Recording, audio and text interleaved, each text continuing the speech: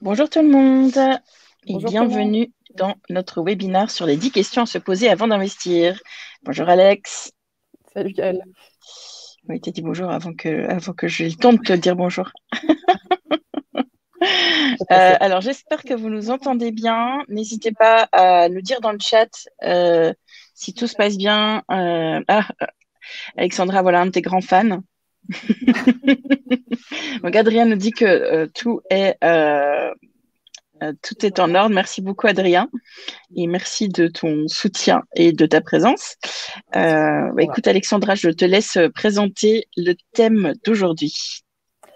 Alors, bonjour tout le monde. Donc aujourd'hui, on va revoir un peu, pour ceux qui l'ont lu, certains aspects de la dernière newsletter dans lesquels on a abordé les 10 questions à se poser avant d'investir. Donc, si vous n'avez pas lu la newsletter, il n'y a aucun problème parce qu'en fait, on va traiter le sujet de façon un peu différente aujourd'hui parce qu'on va aborder un cas pratique. Et l'idée, c'est que vous posiez vos questions au fur et à mesure, donc ne soyez pas timide. Écrivez-nous dans le chat si vous avez des questions au fur et à mesure que la présentation avance.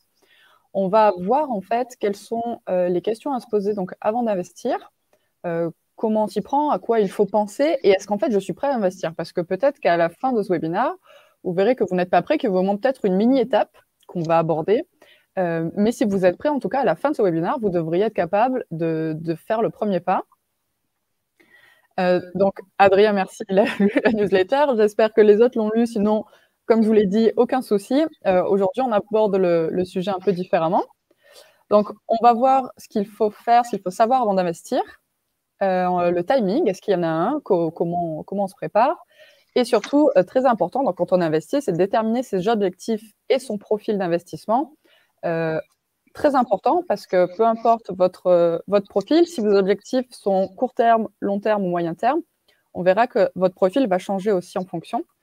Et enfin, on abordera le sujet des plateformes. C'est une question qui revient assez souvent et c'est assez difficile de trouver le bon compromis quand on a autant d'offres. On va essayer de vous aider sur ce sujet. Donc, en tout cas, félicitations. Si vous assistez à ce webinaire, c'est que vous êtes un petit peu près, puisque vous allez vous informer et essayer d'avoir quelques bases avant de commencer. L'idée, c'est qu'après ce webinaire, comme je vous l'ai dit, vous puissiez être prêt. Et à la toute fin, on verra comment vous pouvez générer de l'impact aussi à travers vos investissements, très important. Et donc ça, on va l'aborder au long de ce webinaire. La to-do list avant d'investir. Si vous avez déjà réfléchi à ça, il y a des questions que vous êtes déjà posées, donc savoir quand se lancer, est-ce que j'ai assez pour investir, ma capacité d'épargne, est-ce qu'elle est assez importante, est-ce que je dois me faire aider ou est-ce que je peux le faire tout seul, quels sont mes projets, en fait, comment je finance des projets, on verra qu'en fonction de vos projets, de la durée de ces projets-là, pardon, les portefeuilles seront différents. Comment on suit ces portefeuilles et comme je l'ai dit, les plateformes sur lesquelles vous pouvez investir. Donc, on commence tout de suite. Si vous avez des questions, encore une fois, n'hésitez pas à écrire dans le chat. On y répondra avec plaisir. Donc, on va commencer tout de suite par la question qui revient tout le temps. Est-ce que c'est pas trop tard? Les marchés actions, ils performent depuis maintenant plusieurs années. Il y a des gens qui ont peur d'investir parce qu'ils se disent « Ouh là là, de toute façon, ça va pas durer. L'année prochaine, je sens qu'il y a une bulle. » Donc, on dit toujours, peu importe bulle ou non, personne n'a le bon timing. Donc, il faut commencer tout de suite. Et en fait, si vous respectez la méthode du dollar cost averaging, pardon, mon anglais est terrible. Si vous respectez donc cette méthodologie-là, en fait, qui consiste à mettre un petit peu tous les mois le même montant en fonction de votre capacité d'épargne, vous n'aurez pas cet effet marché. En fait, votre prix d'entrée sur les fonds d'investissement, sur les actions sera lissé, puisque tous les mois, vous mettrez un petit peu. Ça veut dire que vous investirez le même montant quand les marchés seront à la baisse, mais vous investirez le même montant quand les marchés sont à la hausse. Ce qui fait que vous n'avez pas trop à réfléchir à cette question de timing. Si vous avez votre fonds d'urgence et que votre capacité d'épargne est suffisante, on va dire même à partir de 50 € par mois, lancez-vous, c'est le bon moment. La première chose à faire quand on veut investir, c'est de savoir pourquoi on veut investir. Nous, on le répète, c'est assez simple et intuitif pour nous parce qu'on est dans ce milieu-là. Mais tout simplement, on devrait tous déjà pouvoir cotiser pour notre retraite, en complément de retraite. Comme vous le savez, la retraite, si vous habitez en France ou au Luxembourg ou en Belgique, normalement, vous cotisez automatiquement pour votre retraite, mais c'est quand même bien d'avoir un complément parce qu'on ne sait pas ce qui peut arriver. Peut-être que certains États décideront d'ici le moment de votre retraite de baisser ces montants-là. Ça ne serait pas très plaisant. Donc, l'idée, c'est quand même de vous préparer de votre côté. Et si vous avez des projets séparément, c'est-à-dire que vous avez peut-être des enfants ou vous voulez des enfants qui feront des études universitaires, ça coûte cher. Donc, ça aussi, c'est quelque chose qu'il faudra préparer séparément. Donc, on va commencer tout de suite avec un cas pratique. C'est une personne qui qui a 3 projets, donc, qui ont des échéances différentes. Donc, elle souhaiterait changer sa voiture d'ici 1 an. Donc, elle doit commencer à économiser tout de suite. Souhaiterait également acheter un appartement d'ici 3 à 5 ans, en fonction de ce qu'elle trouve, et commencer tout de suite à investir pour sa retraite. Donc, horizon 10 ans et plus. Et cette personne-là, dans notre cas, on va le voir plus tard, c'est un profil donc avec un salaire net de 3 500 €, résident luxembourgeois, on va dire. Ça n'a pas vraiment d'importance pour les portefeuilles, on verra ça plus tard, mais dans ce cas-là, ça n'a pas vraiment d'importance. Et donc, pour calculer d'abord sa capacité d'épargne, donc ça, c'est la première étape, est-ce que vous êtes en mesure d'épargner tous les mois?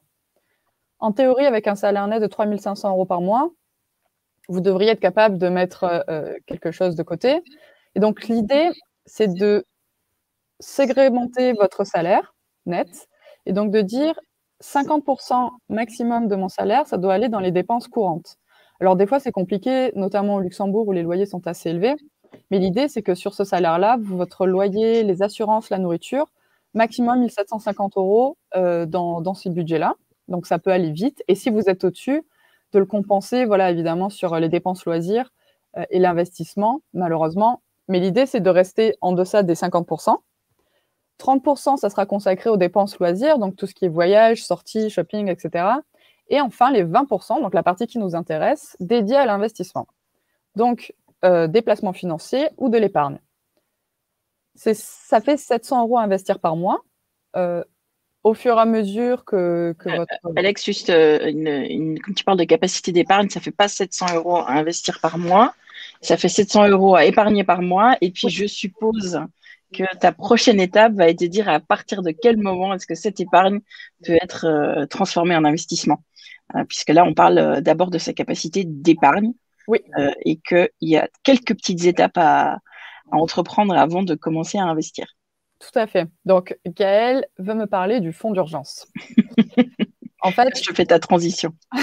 Avant de commencer à investir, il faut s'assurer qu'on ait quand même un petit coussin de sécurité qui serait, en cas de gros pépin, je ne veux pas porter malheur à qui que ce soit, mais en cas de coup dur de la vie, donc ça peut être un licenciement, maladie ou quoi que ce soit.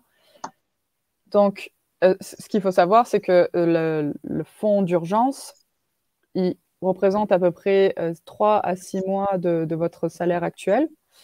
Et donc, dans le cas de notre personne, on va le voir ici. Donc, le fonds d'urgence, dans le cas des dépenses essentielles et loisirs, de 6 à 12 mois de salaire, ça représente entre 16 000 et 33 000 €.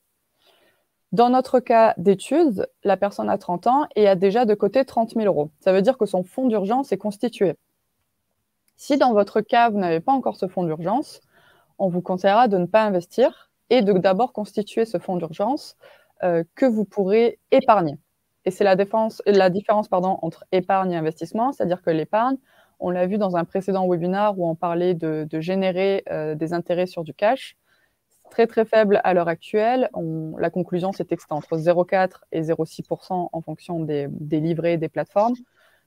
Mais en tout cas, ces 30 000 €, il faut qu'ils soient disponibles à tout moment. Vous ne pouvez pas les investir. Si jamais vous avez un coup dur demain, vous devez pouvoir retirer ce montant immédiatement. Et donc, c'est quelqu'un qui... Alexandra, donc c'est juste pour clarifier, c'est pour des raisons de liquidité et des raisons de capital. C'est-à-dire que vos investissements sont liquides, c'est-à-dire vous pouvez les réaliser comme vous voulez, sauf que leur valeur est plus ou moins fluctuante et que donc c'est toujours mieux d'avoir ce fonds d'urgence en cash parce qu'au moins il n'y a pas de timing, il n'y a pas de problématique de dire bon ben voilà, aujourd'hui c'est 30 000 mais si ça tombe demain il sera à 25 et quand j'en aurai besoin de ces 30 ils seront qu'à 25. Donc c'est vraiment le dire, c'est dire bon bah avec un peu de chance ou avec en toute probabilité vous l'utiliserez pas. C'est pour ça qu'il faut le minimiser à 3 à 6 mois ou à 12 mois si vous avez une situation qui est peut-être un peu plus compliquée, mais de ne pas investir pour des raisons de liquidité et de prévisibilité du montant. Voilà, donc tout à l'heure, on disait qu'il fallait investir des petits montants tous les mois pour ne pas avoir le market timing, mais en effet, si vous avez tous vos investissements, par exemple, investis dans des actions et que demain les marchés s'écroulent et que vous avez à ce moment-là besoin des liquidités, là, ce serait vraiment un mauvais timing. Ça, on va voir après comment gérer, en fait, au fur et à mesure de l'échéance, que vous avez rapproché de l'échéance de votre projet, comment gérer ce risque dans votre portefeuille. Donc, dans le cas de la personne qui a 30 ans, donc qui est à plus ou moins 30 ans de la retraite, elle a un profil équilibré, ça veut dire qu'elle n'est pas averse au risque, mais que non plus, elle n'est pas complètement défensive. Donc, c'est un profil assez neutre. Pour que ce soit plus pratique pour ce webinaire, bien entendu, on va voir après que ça varie donc, en fonction des projets. Pour le cas numéro 1, donc le portefeuille numéro 1, c'est pour rappel pour changer sa voiture. Donc, comme on a vu qu'elle pouvait épargner tous les mois 700 €, investir donc 700 € tous les mois, puisque son fonds d'urgence est constitué, et qu'elle veut changer cette voiture dans un an, elle va mettre de côté 400 € par mois avec un profil très défensif. Alors, on a vu avant qu'elle avait pourtant un profil équilibré, mais dans ce cas-là, on dit un profil très défensif parce que l'échéance est très courte. Un an, c'est très court, on ne peut pas prédire, peut-être que le marché va s'écrouler dans un an, et si vous en avez besoin à ce moment-là, ça sera vraiment un mauvais timing. Donc, c'est pour ça qu'on va rester sur un profil très défensif. Ça veut dire qu'on va investir dans des ETF ou des fonds d'investissement obligataires qui sont des risques très faibles. Ça veut dire qu'en général, ils sont répertoriés comme pouvant perdre 1 à 2% au maximum et ils ont des liquidités journalières. Donc, c'est pour ça que si vous investissez 400 € par mois pendant un an, vous aurez en général, donc c'est la fourchette que vous voyez en bas, entre 4 770 et 4 840 €. C'est pas énorme, mais c'est déjà ça de prix, ça peut vous payer des frais. Là, évidemment, on est sur une petite échelle. Sur des plus grandes échelles, c'est un petit peu plus impressionnant. Mais ce qu'il faut retenir, en tout cas, c'est que le profil doit être très défensif pour ce premier portefeuille. Nous, on ne raisonne pas avec un seul portefeuille. Ça peut être souvent le cas de gestionnaires, on va dire, classiques, qui vont vous proposer un seul portefeuille d'investissement, alors que c'est beaucoup plus cohérent de constituer un portefeuille par projet. Parce que, comme on vient de le voir, en fonction de l'horizon d'investissement et de votre profil de risque, ça sera complètement différent. Même si vous avez un profil hyper dynamique et que vous êtes toujours à fond sur les actions, pour un projet d'investissement sur un an, on vous déconseillera d'investir dans des actions. Tout dépend de la probabilité avec laquelle tu dois récupérer ta mise. Parce que ça, tu peux aussi vouloir faire un... Parce que si tu as un profil très dynamique, ça veut dire que par définition, tu es plutôt preneur de risque. On pourrait imaginer que tu décides d'investir, pour ne pas les mentionner, dans tout ce qui est crypto. Je me tourne parce qu'Alexandra est là, mais il faut que je regarde l'écran. Et à ce moment-là, OK, tu as, un horizon d'investissement d'un an. La question, c'est plutôt si tu as besoin du capital dans une échéance courte. À ce moment-là, la prise de risque doit être limitée. En fait, c'est quoi l'objectif final qui est à quelle échéance et avec quel niveau de sécurité, entre guillemets, vous voulez atteindre un capital donné. Voilà. Rien ne vous empêche d'investir en full risque sur un an si vous êtes prêt à perdre votre capital jusqu'à 50-60%. Ça, c'est le cas, c'est si vous investissez en Bitcoin. Bon, si vous investissez dans les marchés boursiers, a priori, peut-être une perte un peu moins grande. Mais voilà, donc l'idée, c'est plutôt de dire quelle est la probabilité avec laquelle vous voulez investir et récupérer un capital donné à l'échéance. Parce que c'est vraiment ça qui détermine en fait comment est-ce qu'on dit ça, l'exposition au risque que vous pouvez vous permettre de prendre sur chacun des objectifs donnés. Voilà, donc si par exemple dans le cas de la voiture, vous devez vraiment la changer dans un an, si vous ne voulez pas finir avec un vélo, je vous déconseille d'acheter des bitcoins sur un horizon d'un an. C'est quand même des mouvements un peu imprévisibles. Donc dans un cas pratique comme ça, ce serait vraiment des ETF obligataires, même si votre probabilité de gagner autant que sur des bitcoins est plus faible. En tout cas, c'est un risque assez différent. Maintenant, on passe au portefeuille numéro 2, donc qui est pour financer un apport pour un prêt immobilier. Donc, prix numéro 2, car l'échéance, elle est dans 3 à 5 ans. Donc là, on peut se permettre, au début en tout cas, de prendre plus de risques. La première année, elle investira donc 250 € par mois dans ce portefeuille. Et enfin, après la première année, donc elle pourra investir davantage, puisqu'il n'y aura plus le portefeuille numéro 1 qui n'existera plus, puisqu'il aura déjà été utilisé pour financer la voiture. Donc la deuxième année, on passera à 500 €, avec donc un profil équilibré les 3 premières années, puisque la personne a un profil équilibré et que c'est un horizon d'investissement 3 à 5 ans, on dit moyen terme. Puis défensif la 4e année et très défensif l'année 5. Ça, c'est un principe assez important et que les gens ont tendance à oublier, même quand on investit pour sa retraite. Ça veut dire qu'on ne va pas toucher son portefeuille du tout pendant les 5 années, alors qu'en fait, quand on se rapproche de l'échéance, c'est ce qu'on disait avec Gaël avant, on veut sécuriser son capital. Ça veut dire que les 3 premières années, on peut se permettre un peu plus de volatilité sur son capital parce qu'on sait, entre guillemets, qu'on va le rattraper. Parce que, par exemple, même s'il y a une bulle qu'elle éclate, la bulle, la dépréciation des marchés boursiers va durer 1 an, on va dire, en moyenne. Et ensuite, les années d'après, ça va se rattraper. C'est pour ça qu'on conseille, quand on se rapproche de la sortie, ça sera la même chose pour le portefeuille qui concerne la retraite, on va vraiment sécuriser son capital et changer son risque de risquer à pas risquer du tout. Et donc, un profil très défensif en année 5, à nouveau, ce sera des obligations qui permettent de conserver le capital et qui donc, avec un risque minimum de perdre 1%, 2% du capital sur 1 an. Donc, c'est vraiment le meilleur conseil qu'on puisse vous donner. Oui, l'alternative, c'est si tu es arrivé à ton objectif, c'est de réaliser tes investissements et du coup d'investir plutôt dans votre projet immobilier puisque vous avez atteint la somme le down payment ou l'apport, voilà, excusez-moi, l'apport que vous aviez décidé ou en tout cas que vous aviez calculé dont vous avez besoin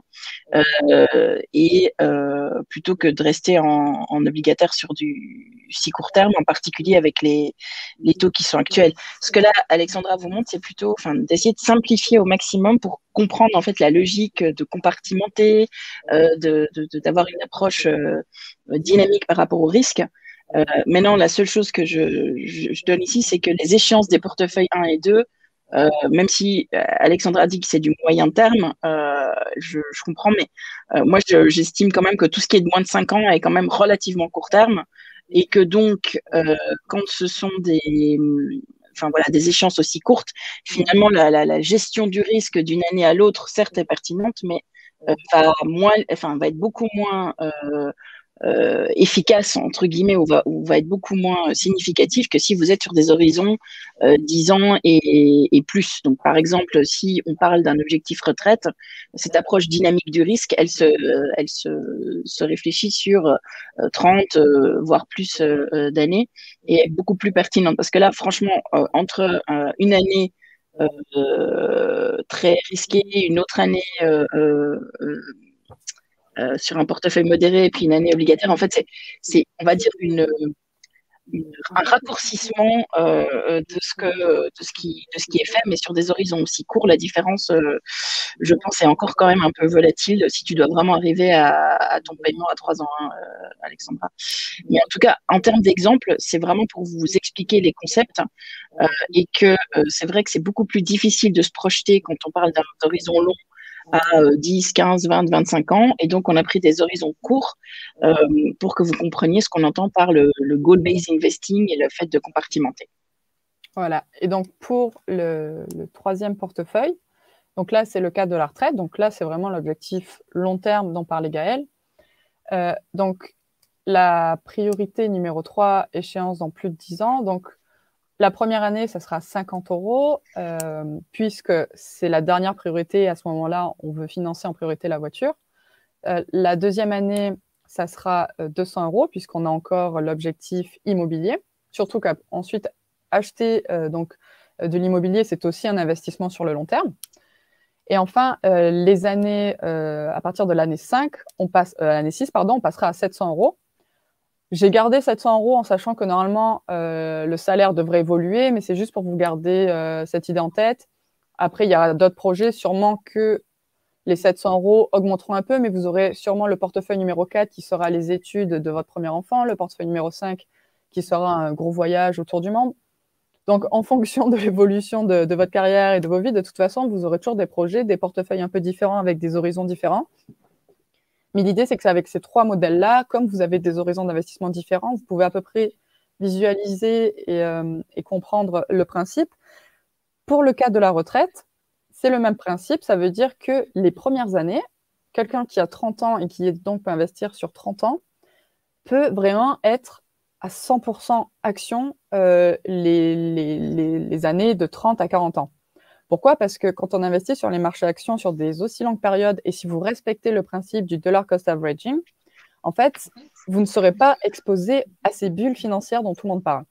Parce que quand vous investissez aussi longtemps et en respectant toujours ce principe-là, vous aurez en moyenne des retours sur la MSCI World, par exemple, sur les 30 dernières années, c'est du 10% annuel, sans l'inflation, je précise quand même, parce que ça peut être toujours impressionnant, mais ce que je veux dire, c'est que une année, vous serez peut-être impressionné, vous allez peut-être perdre 30% de votre capital, vous dire, oh là là, j'ai fait une énorme erreur à investir tout en action.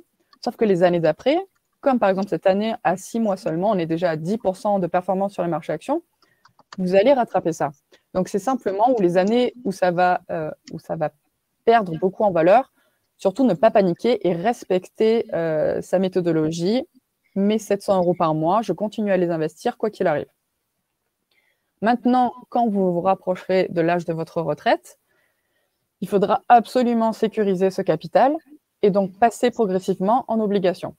Il y a une méthode de base en fait qui dit qu'en fonction de votre âge, vous enlevez sur 100, vous enlevez votre âge. Donc par exemple, vous avez 30 ans, ce serait 70% actions. C'est un principe vraiment pour avoir un calcul de tête, mais ça veut dire qu'à 60 ans, quand vous vous rapprochez de la retraite, vous devez, par exemple, avoir au moins 60% d'obligations. Essayez de respecter ça et à l'approche de la retraite, donc diminuer le pourcentage d'actions progressivement et augmenter le pourcentage d'obligations une fois encore pour sécuriser votre capital. Surtout qu'à l'âge de 60 ans, vous allez peut-être complètement arrêter d'investir. C'est un peu l'idée de la retraite. Et tous les ans, vous allez retirer un petit peu. Et c'est là que les obligations peuvent être plus intéressantes parce qu'elles vont vous payer des coupons tous les ans à un montant donné. Et si, par exemple, à la grosse louche, vous avez atteint 1 million de capital, donc félicitations, avec des coupons qui vont vous payer 2% par an, vous aurez vraiment ça d'assurer tous les ans et qui sera complémentaire à votre retraite pour laquelle vous aurez cotisé et qui vous sera reversée par l'État. Ouais. Alex, juste quand tu dis pas investir, ça veut dire peut-être plus abonder, mais tu restes investi. Oui, En fait, vous serez constitué un capital. Donc, c'est vraiment, vous voyez ça comme une montagne. Vous faites une phase d'accumulation pendant votre vie active où chaque mois, vous remettez, entre guillemets, dans vos investissements et surtout, vous réinvestissez les revenus, les plus-values, etc., des investissements qui sont en cours. Donc, voilà, vous constituez votre capital. Et puis, à la fin de votre vie active, vous avez un patrimoine avec différents types d'investissements. Ça peut être de l'investissement immobilier, locatif qui vous amène du coup une rente mensuelle. Ça peut être effectivement des obligations qui vous ramènent des coupons, mais aussi toujours peut-être une partie d'actions qui vous ramène soit des dividendes, soit voilà, qui continue à vous ramener une certaine plus-value. Et comme le capital que vous vous êtes constitué, vous l'avez calculé normalement sur base de dire, OK, combien de temps est-ce que je vais vivre, en tout cas, voilà, une espérance de vie. Et aujourd'hui, si vous prenez votre retraite, je suis à 65 ans, vous avez une espérance de vie de 35 ans, admettons. Donc, vous dites, OK, mon capital doit tenir pendant 35 ans, mais vous n'allez pas le consommer le premier jour de votre retraite en totalité. Donc, en fait, vous calculez quel est votre style de vie, donc de quel revenu complémentaire vous allez avoir besoin. Mais en comptant aussi un rendement entre guillemets sur votre portefeuille actuel avec une prise entre guillemets, enfin vous le mangez petit à petit, mais il continue quand même à être investi jusqu'au bout pour éviter que vous deviez faire trop d'efforts. Parce que si vous voulez dire j'arrête d'investir le premier jour de ma retraite pour ne plus prendre de risques, vous devrez constituer un capital beaucoup plus important que si vous prenez justement cette approche de décumulation progressive, puisqu'à ce moment-là, votre capital continuera quand même à s'apprécier pour la partie que vous n'avez pas touchée pendant les premières années de votre retraite. Exactement. Voilà. Alors, oui, vas-y. pour ça, en fait, pour répondre aussi à Adrien, donc par exemple, pour tout ce qui est dividendes et coupons, il y a des fonds, si on choisit d'investir via des fonds qui ont des parts distribuantes, ça veut dire que tous les mois, tous les 6 mois ou tous les ans, ils vont vous reverser donc un dividende qui sera versé par ce fonds. Il y a les actions aussi qui distribuent des dividendes, mais dans ce cas-là, il faut choisir vraiment des actions les plus défensives possibles. Les actions défensives, ce sont des actions, par exemple, comme... donc, ceci ne constitue pas un conseil en investissement, mais par exemple, des actions pharmaceutiques qui sont très défensives et qui vont vous distribuer en général des dividendes de l'ordre de 3%. Ça, c'est très intéressant, mais attention, parce que si cette entreprise, demain, subit une crise ou s'il y a une crise financière, ils coupent les dividendes pendant un an. C'est pour ça que les obligations, par exemple, où c'est un peu plus sûr, même si vous avez des obligations qui sont risquées, pareil, elles peuvent être en cessation de paiement et donc vous ne recevrez plus de coupons. Mais l'idée, c'est quand même d'avoir des obligations suffisamment sûres qui, dans 99% des cas, vous reverseront les coupons. Et il y a même des fonds d'investissement qu'on trouve de plus en plus souvent avec des maturités. Une obligation, quand elle est émise, elle a une maturité de 10 ans, 20 ans, 5 ans aussi. Et donc, l'idée, c'est que, par exemple, si là, vous êtes vraiment prévenant, vous savez que vous prenez votre retraite dans 10 ans, et par exemple, tous les ans, vous voudriez avoir un bout de capital qui se libère aussi pour financer votre retraite. Et donc, par exemple, vous pouvez avoir un fonds qui aura maturité 2026. Ça veut dire qu'à l'échéance, vous allez récupérer complètement votre capital. Et si, par exemple, vous avez un fonds échéance 2026, échéance 2028, échéance 2030, ça permet aussi, en fait, vous de faire vraiment travailler votre capital jusqu'au bout. Et là, ça devient vraiment intéressant de planifier comme ça. Maintenant, ça demande un peu plus de temps et d'anticipation, mais c'est tout à fait possible de prévoir ce genre de choses. Et donc, oui, les actions aussi vous permettront de toucher des dividendes de façon régulière. Pour juste un rappel, en fait, les taux qu'on peut avoir, c'est très important de rester investi quand on est encore en activité, en tout cas, parce que les intérêts cumulés vont vraiment faire de façon exponentielle augmenter votre capital. C'est pour ça qu'il faut bien compartimenter vos projets. Pour chaque portefeuille, un projet, donc, parce que ça vous permet de garder vos intérêts cumulés. Par exemple, pour la poche retraite, le but est vraiment de ne pas y toucher. Si vous avez votre fonds d'urgence constitué et que vous avez bien segmenté vos portefeuilles, normalement, vous n'aurez pas besoin d'y toucher. Ouais, quand on parle d'intérêt, ici, on parle de rendement plutôt que d'intérêt. C'est juste une traduction du terme compounding interest en anglais. En fait, on parle de rendement et donc ça, c'est de dire versus aujourd'hui, on va dire que vous n'avez pas encore d'épargne qui est à des taux négatifs. Ça existe. J'ai déjà eu certaines d'entre vous qui m'ont appelé parce que leur banque leur facturait des taux d'intérêt sur leur épargne. Je pense que certaines banques le font aujourd'hui, en tout cas à Luxembourg, au-delà de 100 000 euros. Admettons qu'elle soit à zéro. Donc, c'est juste que vous mettez votre argent sur ce compte épargne, il ne vous rapporte rien, il ne vous coûte, entre guillemets, rien en cash out, il vous coûte en inflation. Eh bien, entre cette stratégie-là, qui est la ligne bleue, et une stratégie où vous investissez votre épargne dans un portefeuille équilibré qui vous ramène un rendement annuel net de 4%. Je précise bien parce que entre rendement et rendement net, il y a toute une série de frais auxquels il faut faire attention. Et je pense, Alexandra, que tu en parles un peu plus loin. Eh bien, l'effort, entre guillemets, que vous devrez faire pour atteindre un capital donné est beaucoup plus important.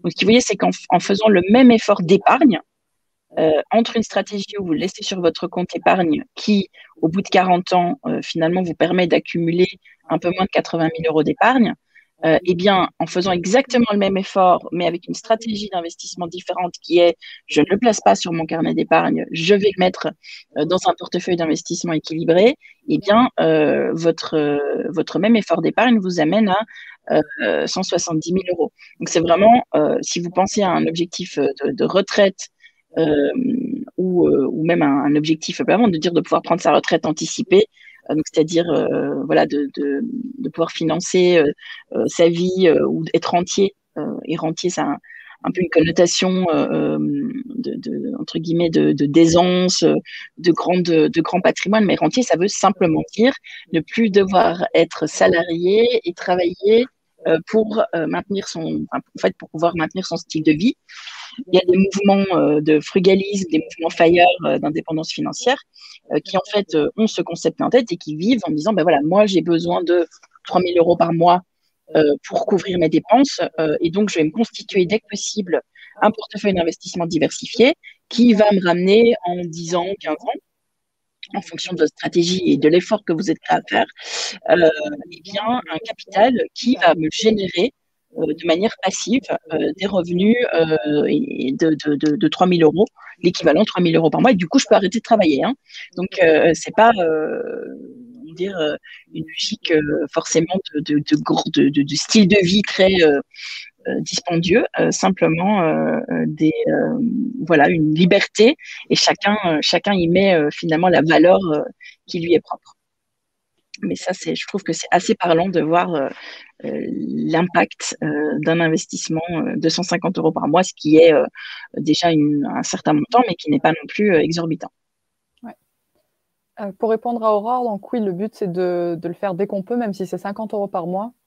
C'est toujours important, quitte à adapter une fois que vous aurez retrouvé un emploi, ben, on peut à nouveau augmenter, mais même 50 euros, c'est important de le faire parce que justement, on voit bien avec ce graphique que c'est un peu exponentiel. Donc, on fait comme on peut, au fur et à mesure qu'on peut, mais un petit peu, c'est toujours très important. Et aussi, ça va vous mettre... Le fonds d'urgence est constitué. Oui, exactement. Et ça permet aussi voilà, de mettre le pied à l'étrier, de se lancer si c'est le moment, si le fonds d'urgence est constitué. Alors, juste pour continuer, on vous a parlé de changer le profil en fait, de dynamique, équilibré, défensif à très défensif. Juste pour vous donner une idée, donc je n'ai pas mis de nom de fonds un peu volontairement parce que on ne peut pas faire ça. En revanche, je vous ai mis un type d'allocation assez basique, donc très défensif, c'est 100% obligataire. Vous pouvez le varier. L'idée, c'est quand même d'avoir 2-3 fonds si vous choisissez d'investir avec des fonds, histoire de vraiment diversifier. Et ensuite, de le changer. Pardon, pour le profil défensif, vous aurez 30% d'actions. L'équilibré, donc c'est 50-50. Et le dynamique, 70% d'actions. Vous pouvez aussi faire très dynamique avec 100% d'actions. C'est vraiment en fonction de votre aisance, en fait, et surtout votre aversion au risque. L'idée, c'est de pouvoir diversifier autant que possible avec le plus de fonds possible. Pas le plus de fonds possible, pardon. Ça ne sert à rien d'en avoir 100. Si vous en avez 10, c'est déjà beaucoup et c'est bien parce qu'il faut quand même être capable de les suivre. Donc, par exemple, pour les obligations, je vous ai mis un fonds obligations vertes. En général, ce sont des fonds investment grade, ça veut dire qu'ils sont très bien notés et qui sont en général constitués d'obligations qui sont sûres. Il y a des obligations euro-souveraines, donc ce sont des obligations d'État. Pareil, ce sont des obligations qui sont bien notées. Elles payent très peu, mais on reste sur du défensif, donc ça va être du 1%, 2% peut-être dans les années à venir, j'espère. Et il y a un fonds obligation euro-souveraine protégé de l'inflation. Ça aussi, vous les verrez sur plusieurs plateformes. Hein. Ça s'appelle... en fait, ce sont des fonds, comme on annonce à nouveau des hausses, une reprise de l'inflation. Les obligations sont très sensibles à l'inflation et aux variations de taux. Donc, c'est important d'avoir également des fonds de ce genre parce que justement, dans les années à venir, ils seront mieux protégés. Et donc, c'est bien d'en avoir, par exemple, obligation euro souveraine et un euro souverain protégé de l'inflation. Et les obligations vertes, pardon, juste pour compléter, ce sont des obligations corporelles, donc des obligations d'entreprise, ce qui vous permet en fait de varier tout en ayant des obligations très sûres. Et enfin, pour les actions, donc, souvent, il y a des ETF qui sont peu chers et très diversifiés, donc ça permet d'y accéder assez facilement et pour peu de coûts. Donc, les actions Europe, actions US. Attention sur les ETF à bien choisir la devise en euros si vous ne voulez pas être exposé au risque de dollar. Parce qu'à chaque fois que vous investissez dans une devise différente, si par exemple, vous ne voulez pas avoir de dollars du tout, choisissez euros. Des fois, vous verrez également hedgé en euros. Ça veut dire que le fonds va acheter, entre guillemets, une protection au dollar pour vraiment que vous n'ayez pas d'effet de change. Donc, actions monde, pareil. Et les actions thématiques, c'est là où vous pouvez un peu, entre guillemets, vous amuser. Mais par exemple, vous pourrez choisir des thématiques qui vous tiennent à cœur. Et c'est là qu'on peut investir en ayant de l'impact. Par exemple, des actions thématiques eau, smart energy, égalité, environnement. On voit maintenant des fonds climate change aussi arriver. Pour les actions Europe, actions US, actions monde, vous pouvez aussi choisir des fonds qualifiés d'ESG. Ça veut dire qu'ils vont avoir des critères, mais vraiment de limitation seulement. Hein. Ce n'est pas des fonds impact. Et par exemple, dedans, ils n'auront pas de tabac ou pas d'énergie fossile. Donc, l'idée, c'est de varier entre ces groupes-là. Selon la plateforme que vous avez, on verra ça plus tard, normalement, ils sont segmentés. Ça veut dire que si vous tapez Action Europe, vous devriez avoir une sélection de fonds. Et enfin, quand vous choisissez les fonds, donc vous aurez les fonds ETF qui sont des trackers, qui sont des fonds passifs parce qu'ils sont automatisés. Ça veut dire qu'en fait, il y a des index dans le monde entier, des indices boursiers, comme le CAC 40.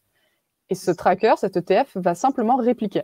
Il n'y a personne derrière qui va dire « moi, je préfère qu'il n'y ait que cette action-là ou que cette action-là dans mon fonds ». C'est une réplication pure et simple d'un indice. Vous pouvez sinon choisir des fonds actifs, où là, derrière, vous avez des gérants humains, donc qui coûtent un peu plus cher. Et là, ces fonds actifs-là, si vous avez, par exemple, des fonds actions thématiques, souvent, ce sera des fonds actifs parce qu'il y a quelqu'un derrière qui va faire une sélection. Par exemple, sur les fonds hauts, il n'y a pas encore de tracker, parce qu'il y a des humains derrière qui font des recherches assez spécifiques, des analystes qui vont choisir des entreprises qui sont spécifiques à ce domaine. Donc, c'est là où vous devrez un peu travailler. C'est aussi un côté sympa parce que si ça vous intéresse un petit peu, on peut s'amuser à trouver des fonds qui sont plus sympas que d'autres. Donc, à vous de voir ce qui vous plaît. Et en général, les fonds actions thématiques sont aussi des fonds concentrés. Ça veut dire que vous aurez entre 20 et 50 actions, contrairement aux fonds ETF, actions Europe, actions US, où là, vous en aurez entre 100 et 200, voire plus. Donc, ça vous permet, en fait, si vous avez des fonds d'investissement pour chacune de ces catégories-là, d'avoir quand même 5000 positions indirectement. Indirectement, parce que dans chaque fonds, vous aurez des centaines de positions.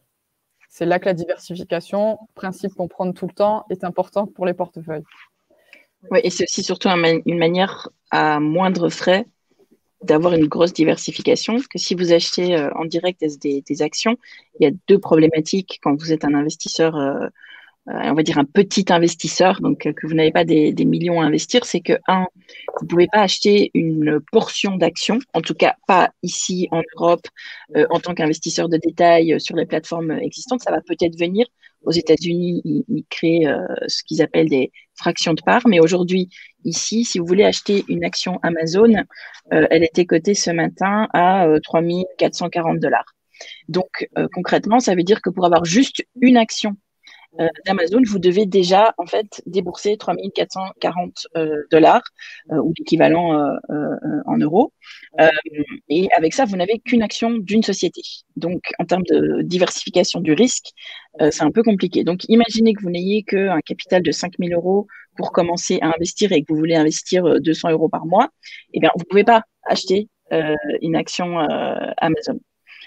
Par contre, si vous investissez dans un fonds qui lui-même investit dans Amazon, eh bien, en fait, vous avez quand même une petite partie d'Amazon dans votre portefeuille, suffisamment pour être, suffisamment peu que pour pouvoir investir dans d'autres choses et qui sont diversifiées, mais quand même suffisamment que pour pouvoir bénéficier de la performance d'Amazon si vous pensez que cette action est de qualité et que vous voulez être exposé, comme on dit, c'est-à-dire avoir une certaine partie de votre argent qui est investi là-dedans. Une autre raison pour laquelle acheter en ligne directe, comme on dit, c'est-à-dire acheter des actions et des obligations en direct, n'est pas efficace, entre guillemets, pour des portefeuilles, pour des personnes, des particuliers, c'est parce que chaque action, chaque obligation, chaque titre en fait que vous achetez, donc un titre c'est une action, une obligation ou une part de fonds, vous coûte des frais de transaction quand vous l'achetez vous-même. Admettons même que ce soit juste 1 € par transaction, peu importe la taille de ce que vous voulez acheter, dire le fait d'acheter ou de vendre d'ailleurs vous coûte 1 €, qui sont les frais de la plateforme ou les frais du banquier ou les frais du courtier chez qui vous passez. Comme Alexandra l'a dit, il faut que votre portefeuille soit diversifié. Donc, si vous vouliez aller en action et en obligation en ligne directe, vous n'arriverez jamais aux 5 000 là, puisqu'en fait, si vous voulez avoir 5 000 lignes dans votre portefeuille, outre le montant minimum par ligne que je viens de vous dire, si vous voulez une Amazon, c'est 3 000, une autre là, c'est que ça vous coûtera 5 000 € de frais, puisque vous avez 5 000 actions ou obligations à acheter. Alors que un fonds qui a 5000 lignes, c'est une transaction, donc ça vous coûtera 1 euro. Voilà, donc je simplifie, mais c'est vraiment pour vous expliquer. Je sais que les fonds sont parfois un peu plus difficiles à comprendre quand on n'est pas financier et qu'on se dit, bah oui, voilà, acheter une part d'Amazon, une part de Google, une part d'une entreprise pharmaceutique, je connais, je comprends le concept d'être propriétaire, actionnaire, etc. Par contre, un fonds, qu'est-ce que c'est exactement et pourquoi? Et en fait, le réflexe de certains investisseurs débutants, c'est de dire, OK, voilà, on en parle beaucoup de certaines sociétés qui fleurissent pour le moment, je vais acheter une action de ces sociétés-là. Et du coup, tomber dans la problématique de pas beaucoup d'actions différentes dans le portefeuille parce que chaque action coûte, enfin, a un certain prix qui est déjà assez important. Et en plus, des frais de transaction qui finalement détruisent une grosse partie de la performance. Voilà. Donc, j'espère que c'était clair. Je vois que Yunia a une question, Alexandra. Oui, alors juste pour être clair, moi là j'ai mis 4 types d'actions. Il y en a bien plus, hein. On peut aller beaucoup plus loin et on peut acheter un seul de ces blocs. Maintenant, par exemple, si on n'achète que le bloc Action Europe, qu'on veut être diversifié, en fait, les actions US, par exemple, sont surexposées à la tech, alors qu'en Europe, on n'a pas beaucoup de tech. On est surexposé aux financiers.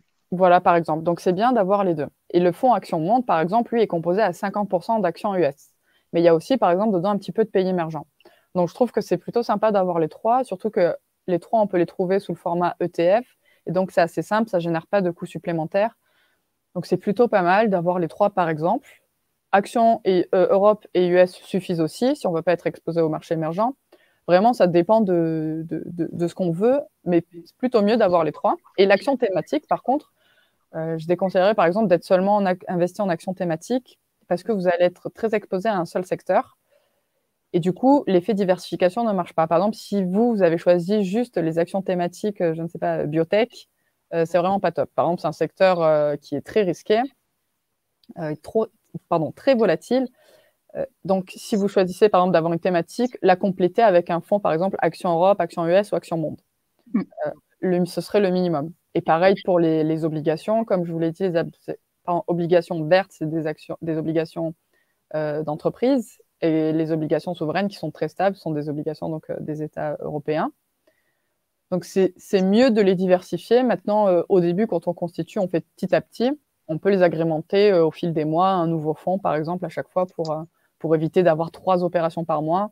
Alors que si on investit, je ne sais pas, 100 € par mois, on peut faire 100 € un mois sur le fonds Action Europe, 100 € sur le fonds Action US le mois d'après, 100 € sur le fonds Action Monde le mois d'après, ce genre de choses. Oui, ou même carrément acheter un fonds monde et éviter de s'embêter soi-même avec la diversification géographique et accepter la diversification géographique qui est dans les indices mondiaux. Voilà. Nous, la raison pour laquelle on fait ça, c'est parce que, bon, ben voilà, comme on est gérant professionnel, on gère aussi, enfin, on a pour objectif de gérer des volumes beaucoup plus élevés, donc on peut se permettre de diversifier. Et donc, par exemple, on estime, nous, et le comité d'investissement, qu'on ne veut pas une exposition à 50% aux US et qu'on veut être un peu plus exposé à l'Europe que ce que le MSCI World, qui a quand même un biais américain assez important, est. Et donc, au lieu de prendre juste une perspective mondiale qui est donnée par un indice, on découpe en fait, nous, les régions du monde pour pouvoir décider nous-mêmes de l'exposition qu'on veut avoir aux différentes régions. Mais quand vous commencez, c'est ce qu'on dit, hein, le plus simple, c'est vraiment juste, si vous voulez investir vous-même, hein, j'entends, eh bien, de prendre un ETF monde et un ETF obligataire, global également, et voilà, et vous êtes bien, voire même à l'extrême, faire juste fonds, ETF action monde et cash. Ça peut, dans les environnements de taux tels qu'ils sont aujourd'hui, ça ne va pas faire une énorme différence et ça évite une certaine complexité. Mais ça, de nouveau, c'est vraiment si vous voulez investir vous-même et que, comme je dis, vous ne voulez pas perdre de temps, parce que de nouveau, plus vous voulez être sophistiqué, au plus vous allez devoir vous documenter, vous informer et vous former. Et donc, si vous attendez d'être expert sur tous ces points-là, vous allez perdre énormément de temps. Et le temps, c'est de l'argent en investissement, puisqu'on dit, en fait, il vaut mieux être, on dit toujours, time in the market is more important than timing the market. Donc, ce que je dis toujours, c'est que c'est plus important de rester investi longtemps que d'essayer de déterminer le meilleur moment pour investir. Et donc, il vaut mieux commencer avec une stratégie excessivement simple, comme je viens de parler, et ensuite, pendant que son argent est investi, se former en y mettant le temps finalement que vous jugez utile là-dedans, et sophistiquer au fur et à mesure votre portefeuille d'investissement en découpant finalement le monde en zones géographiques, en mettant une partie en thématique, en diversifiant aussi même dans d'autres classes d'actifs que les actions et les obligations, en prenant des actifs entre guillemets immobiliers par exemple. Enfin voilà. Mais en tout cas, le quick win que vous pouvez faire demain, si vous dites ok, je veux commencer moi-même, ne fût-ce que pour tester et puis dire ok, bon ben voilà, j'ai testé et je veux me faire accompagner parce que ça prend trop de temps, ce qui est la réalité, ou voilà, c'est pas mon métier et j'ai envie de pouvoir profiter des résultats sans devoir trop m'impliquer. Mais en tout cas, la première étape, c'est vraiment juste voilà, cette stratégie très simple, et puis de graduellement avancer vers cette allocation-là, qui est déjà une allocation qui est un peu plus étoffée et qui demande aussi voilà, de se renseigner un peu plus. Exactement. Et encore une fois, ça, c'est un portefeuille extrêmement simplifié. Si, par exemple, vous voulez le compléter par une sélection d'actions que vous aimez bien parce que vous les avez étudiées, vous en avez entendu parler, libre à vous de le faire. Et d'ailleurs, en fait, ça, j'en parlais dans la newsletter, de commencer à investir sur des actions en ligne directe avec des petits montants, par exemple, en fait, pour se former, tout simplement. Donc, du coup, vous pouvez très bien constituer un 4e portefeuille qui serait un portefeuille formation dans lesquels, tous les mois, vous allez investir des petits montants sur des actions pour voilà, voir quelles erreurs vous avez faites ou justement quel progrès vous avez fait sur plusieurs mois. Ça peut être intéressant de le voir. Et d'ailleurs, vous pouvez constituer des portefeuilles fictifs pour ça. Il y a des plateformes qui proposent, donc c'est assez sympa si on a le souhait, en tout cas le désir d'apprendre. Les matières premières, ça peut être un complément. Je vois, Adrien, que tu marques l'or. On avait fait un webinaire sur les matières premières et donc, oui, pourquoi pas, l'or, c'est considéré comme un actif sûr qui va vous protéger justement des crises financières. Il y a beaucoup de personnes qui en ont dans les portefeuilles, entre 5 et 10% en fait, parce qu'après, ça reste une matière première un peu spéciale. Donc oui, vraiment, si on est convaincu d'une crise financière et qu'on ne veut pas avoir du cash en fait. Et donc, pour le nombre d'actions, Clémence, en fait, si tu veux investir en ligne directe, moi, je conseillerais de limiter au nombre d'actions que toi, tu peux suivre. En général, quand on constitue un portefeuille, on va dire entre 20 et 30. Si on est seul, c'est déjà beaucoup.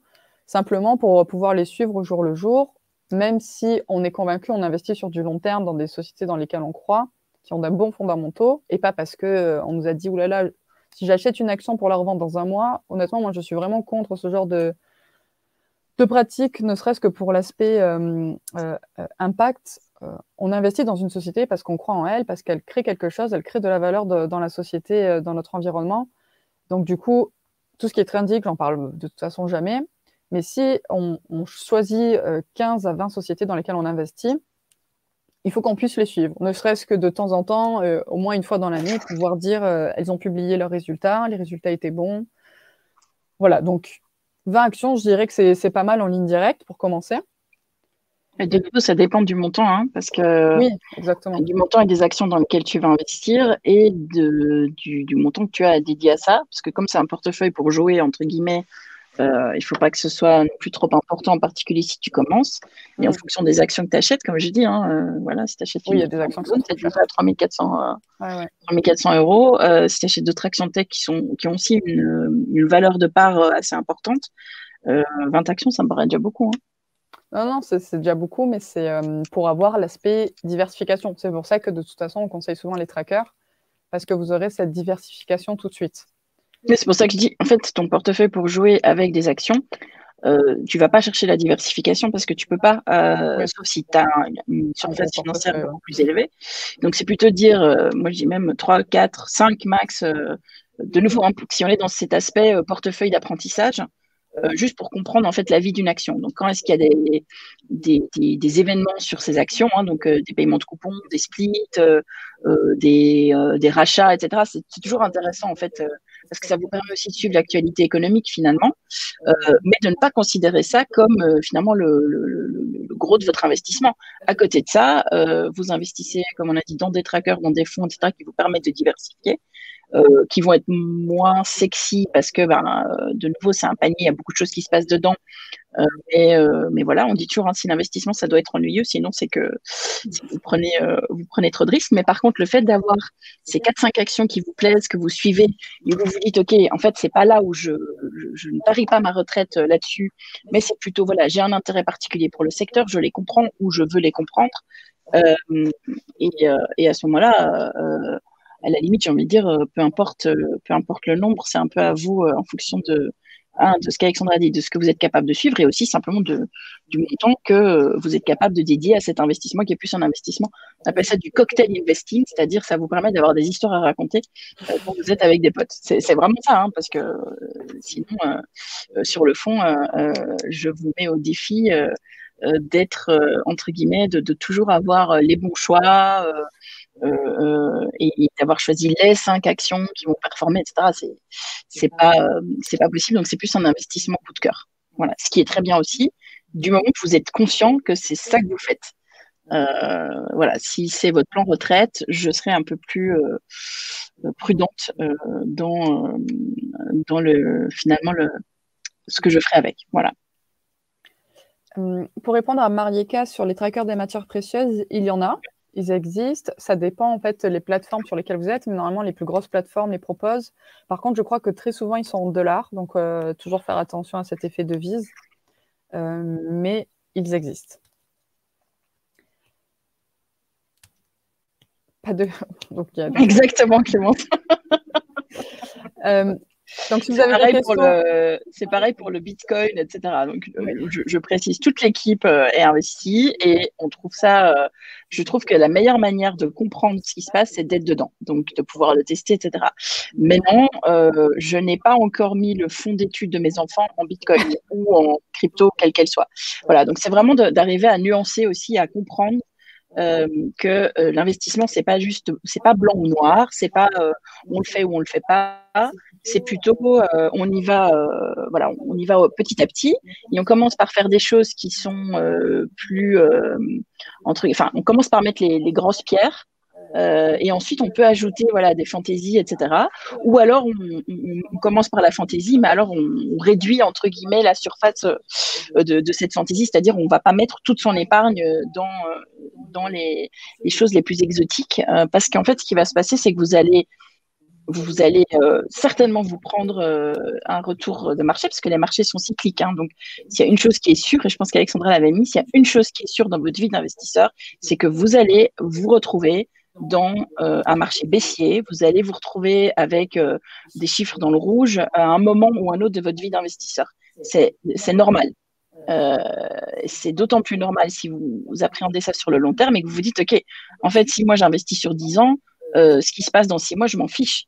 Et donc, en fait, les marchés montent et descendent, mais la tendance est haussière. Et donc, ce qui se passe si vous faites des choses plus, on va dire, cow-boy, c'est qu'en fait, vous allez vous retrouver à un moment donné à paniquer, à vendre au pire moment, et donc à réaliser vos pertes et à être tellement dégoûté et refroidi que vous ne voudrez plus jamais rentrer.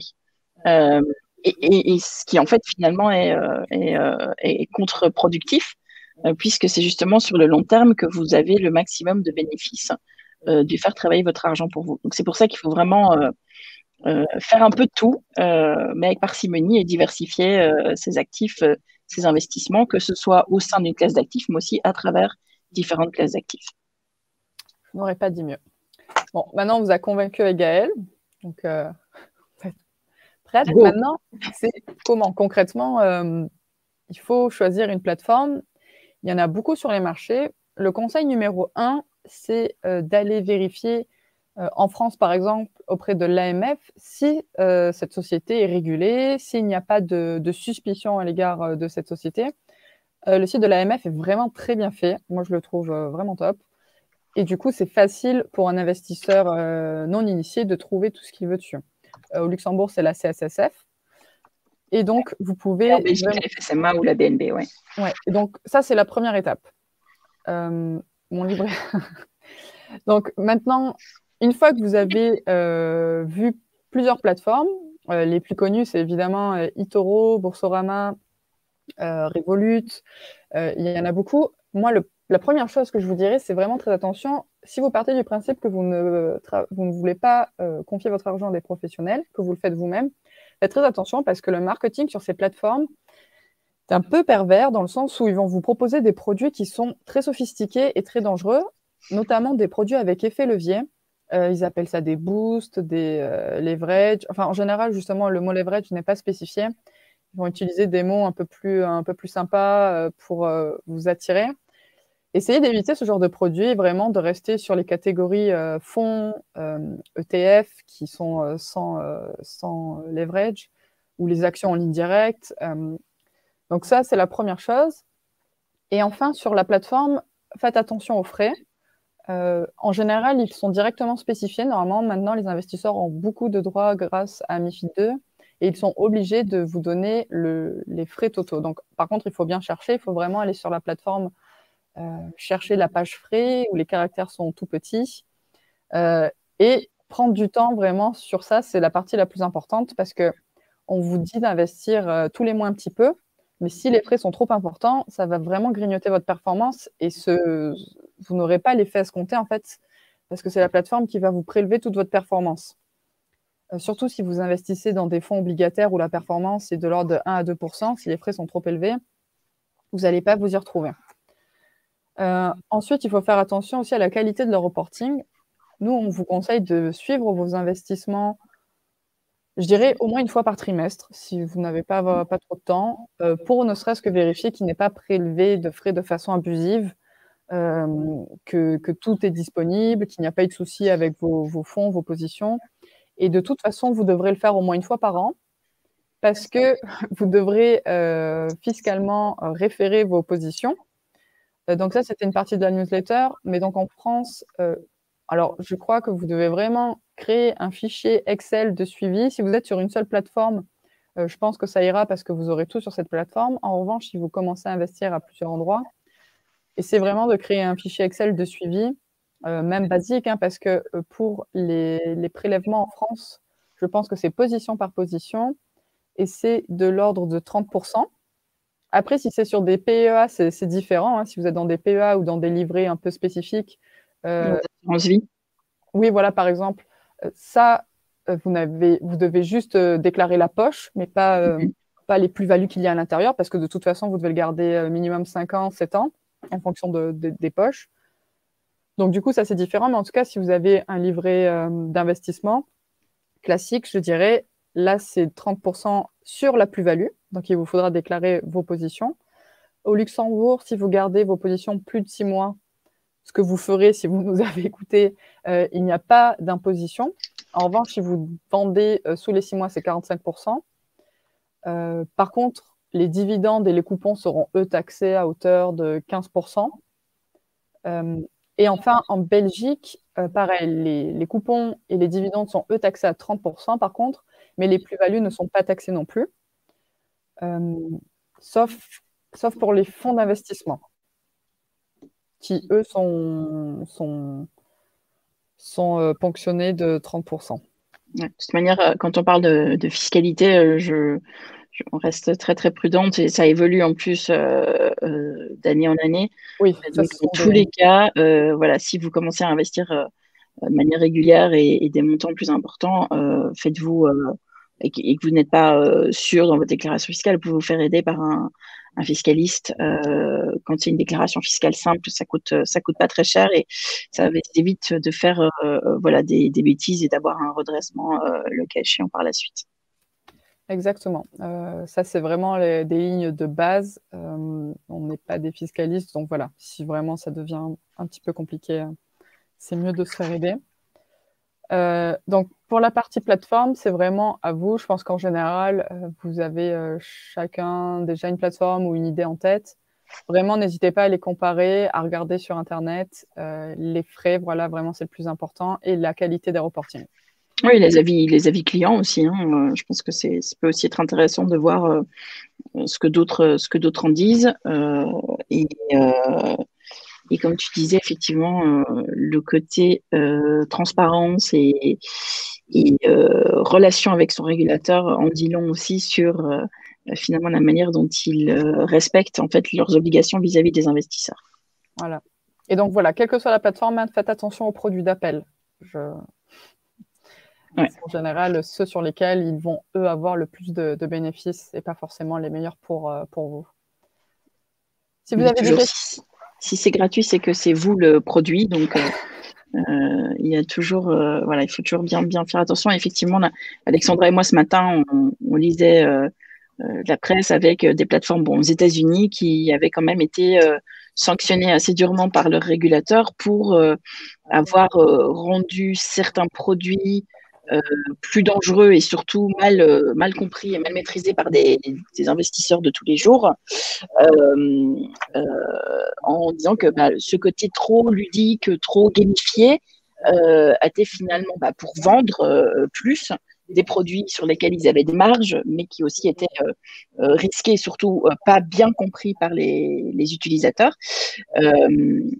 Voilà, ils ont eu plusieurs millions, millions, ouais, je crois une vingtaine de millions, voire plus comment on appelle ça, d'amendes, justement parce que voilà, ils avaient incité à la vente des produits qui étaient clairement pas adaptés à des investisseurs de tous les jours, quoi. Alors, Adrien, sur une base de patrimoine de 100, alors ça dépend de ton profil de risque, Adrien. Donc, ça, c'est des choses auxquelles on ne peut pas répondre sans avoir finalement une idée de ton appétence au risque et aussi de finalement quels sont tes objectifs. Donc, sur ton patrimoine de 100, le pourcentage investi et le pourcentage de cash va dépendre en fait de tes différents objectifs, donc des poches, et puis finalement de faire la moyenne pondérée, si tu veux, d'où tu te trouves à un instant T, quoi. Maintenant, si tu veux une petite règle, parce que je sais que c'est frustrant quand on te dit ça dépend, une petite règle quand on parle d'investissement long terme, donc c'est-à-dire au-delà de 10 ans et même voilà, au-delà de 15, notamment l'investissement retraite, on dit toujours que cet investissement-là, tu peux être exposé en action à 100 mois ton âge. Donc, en gros, si tu as 40 ans, eh bien, tu peux avoir, tu devrais être au tenté à 60% en action. Le reste, soit en obligation, soit en cash. Comme je le disais, sur le cours, au jour d'aujourd'hui, ça ne fait pas de grosse différence maintenant à voir avec l'évolution des taux.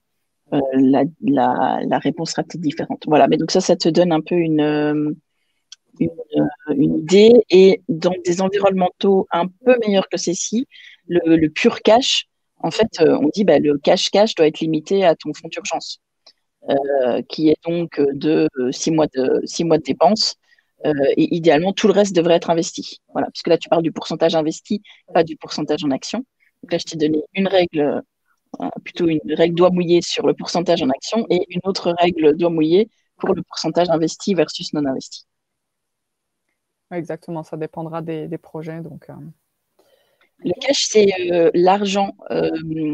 Marie-France, en fait, les classes d'actifs, si tu veux, quand on parle de différentes classes d'actifs, si tu veux, le cash, c'est l'argent qu'il y a sur ton compte courant, ton livret d'épargne, dans ton portefeuille, dans un coffre à la banque. Voilà, donc c'est vraiment la version la plus liquide des avoirs que tu as. C'est quelque chose qui a une valeur nominale qui est fixée, qui ne varie pas, en tout cas pas à la baisse, excuse-moi parce que tu vas avoir des taux d'intérêt, qui ne varie pas à la baisse d'un point de vue de nos valeurs nominales et qui est disponible immédiatement. Voilà, que tu peux utiliser instantanément. Ça, c'est ce qu'on appelle du cash ou du quasi-cash. Donc, le cash-cash, c'est ton billet de ton billet ou tes pièces dans ton portefeuille. Et le quasi-cash, c'est ton compte épargne, ton compte courant. Et il y a aussi des fonds monétaires qu'on peut considérer comme du quasi-cash parce que, de nouveau, ils ont une valeur qui est très, très, très stable et une liquidité qui est instantanée également. Voilà. J'espère que ça a répondu à ta question sur la partie cash. Et du coup, le fonds d'urgence, c'est la partie de l'ensemble de tes avoirs que tu dois garder en cash, justement. Avec plaisir. Donc, continuez avec vos questions. C'est vraiment agréable d'avoir des webinaires où on a autant de questions. On passe à la conclusion. Donc, en attendant, si vous avez des questions, n'hésitez pas. Pour récapituler, vraiment avoir des objectifs avec des horizons de temps définis. Créer un portefeuille pour chaque, histoire de ne pas devoir complètement vider son portefeuille à cause d'une urgence sur un portefeuille qui était complètement en action et du coup de devoir le sortir à un mauvais moment. Donc ça, c'est aussi une des choses très importantes. D'abord, constituer son fonds d'urgence. Une fois que ça s'est fait, il faut bien comprendre et déterminer son profil de risque. Peut-être qu'on n'a pas envie d'être exposé aux actions, que ça nous fait peur. Et si on est vraiment mal à l'aise avec ça, et même si ça peut être plus attrayant, il ne faut pas le faire. Il faut pouvoir dormir sans penser à ses investissements et en faire des cauchemars. Et puis, bien sûr, se lancer, peu importe si c'est des petits montants au début, parce que le but, c'est d'apprendre, de commencer et de pouvoir voir évoluer son portefeuille, voir ce que ça implique. Et comme ça, après, on est plus confortable avec, on peut augmenter les montants que l'on met dedans. Et enfin, bien sûr, suivre et déclarer ses portefeuilles. Ça, c'est la partie moins marrante. Enfin, suivre, c'est marrant, parce que ça va vous former. Les déclarer, ça l'est un peu moins, mais c'est obligatoire. Si vous avez des questions, n'hésitez pas. Gaëlle, tu voulais ajouter quelque chose, peut-être? Non, je pense tu as super bien couvert les différents sujets, Alexandra. Donc, merci beaucoup. Et je regarde juste Adrien qui dit il y a du boulot. Il est jamais trop tard, mais il est jamais trop tôt non plus. On dit le meilleur moment pour investir, c'était hier. Le deuxième moment, elle veut dire le meilleur moment, c'est aujourd'hui. L'important, c'est vraiment, voilà, si il y a un message qu'on a pu faire passer Alexandra et moi aujourd'hui, c'est de commencer. En fait, la procrastination, alors c'est même pas une procrastination, enfin si, il y a d'abord la procrastination, ce qu'on dit c'est compliqué, je suis encore jeune, la retraite c'est dans longtemps, et donc déjà on fait pas toujours le lien entre des projets de vie et un portefeuille d'investissement. Alors qu'en fait, que tout ce qui a une échéance, on va dire au-delà de 5 ans, voilà, moi je préfère prendre au-delà de 5 ans parce que comme je vous disais, les marchés sont trop volatiles pour moi sur un environnement, enfin sur une période de temps entre 0 et 5 ans, que pour vraiment vous dire, mais oui, investissez. Vous pouvez, mais pour moi, la volatilité est beaucoup moins, enfin finalement la tendance haussière est moins certaine que si vous avez des horizons plus longs, d'où un peu la peur si vous avez vraiment besoin du capital à une échéance plus courte. Mais pour revenir, c'est vraiment de vous dire, c'est chaque petit geste compte. Donc enfin voilà, ne voyez pas ça comme une montagne à gravir d'un seul coup, mais plutôt à des base camps. Voilà, comme on dit, quand on gravit la montagne, on la voit pas d'un coup, on voit quelle est la prochaine étape. Donc votre première étape, c'est juste de faire votre bilan, de dire ok, est-ce que mon fonds d'urgence est déjà en place, et si oui, vous avez déjà fait une grosse étape, parce qu'il y en a beaucoup voilà, qui simplement ne sont même pas conscients en fait de ce besoin de fonds d'urgence, qui ne savent pas finalement quelle est leur capacité d'investissement ou d'épargne, et qui vivent au jour le jour. Tout ça se passe bien tant qu'il n'y a pas de pépin ou tant que vous n'avez pas besoin finalement de montants plus conséquents pour parer, enfin voilà, pour réaliser des projets ou simplement pour vivre une autre phase de votre vie.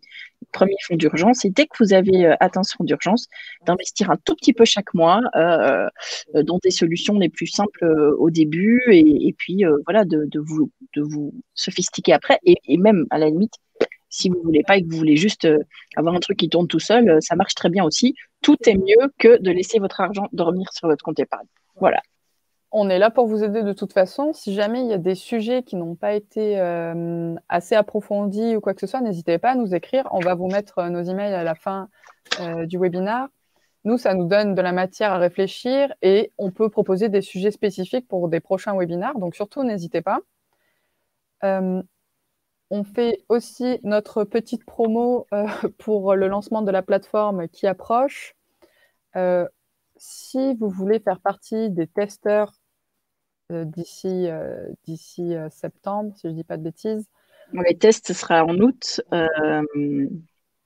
pour lesquels je pense qu'on a déjà une longue liste, mais surtout n'hésitez pas si vous voulez vous inscrire également. Et puis le lancement officiel se fera fin septembre, début octobre. Donc entre août et octobre, on va avoir différents batchs entre guillemets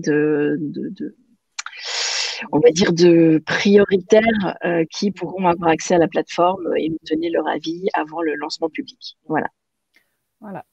Donc, si vous avez des questions encore, n'hésitez pas. Sinon, vous pouvez nous écrire à ces adresses email. On se fera un plaisir de vous répondre. Et bien sûr, on vous retrouvera pour les prochains webinaires à la rentrée. C'est pour ça qu'on aura le temps de préparer du contenu si vous avez des questions plus précises. Nous, on est là pour vous. On veut aider les gens qui veulent investir. Donc, n'hésitez pas à nous écrire. Si vous n'avez plus de questions, je vois qu'Yuna est en train de taper. J'espionne. N'hésitez pas. Merci, Yunia. Voilà, well done, Alexandra. Et donc, nous, effectivement, on fait une petite pause webinaire. Je dis bien une pause webinaire, pas du tout une pause boulot. Enfin, sauf Alexandra qui a décidé de partir vivre l'été dans le sud parce qu'elle trouve que c'est l'hiver ici. Elle a bien raison d'ailleurs. Donc, blague à part, on travaille tout l'été pour vous sortir l'application. Donc, pour aussi vous laisser digérer tout ça pendant l'été, il y aura donc pas de webinaire en juillet, août. On reprendra en septembre. Et en ce qui concerne les newsletters, donc Alexandra a fait une super newsletter là, qui est sortie la semaine passée. On aura un récap, on va dire, des articles, des thématiques qui ont été abordées sur l'année passée dans la newsletter qui sortira en août. Début août, oui. Début août, voilà. Parce qu'on sait que vous allez vite vous ennuyer sur votre transat à la plage et que du coup, vous aurez très envie de relire les morceaux choisis d'Alexandra et de la newsletter. Et puis, on vous dit en septembre pour commencer à investir avec Capitana. Hein, Alex? Oui, pardon. J'étais plus là, ça y est, j'étais partie. Voilà, Alexandra, elle est partie dans le sud. Ok, bon, en tout cas, un tout grand merci d'avoir été là ce soir. Merci à toi, Alexandra, voilà, pour ce super webinaire et tout le boulot de préparation et de récolte des questions. Merci à toi, Gaëlle. Et merci tout le monde. Bonne soirée. Et à très bientôt. Au revoir.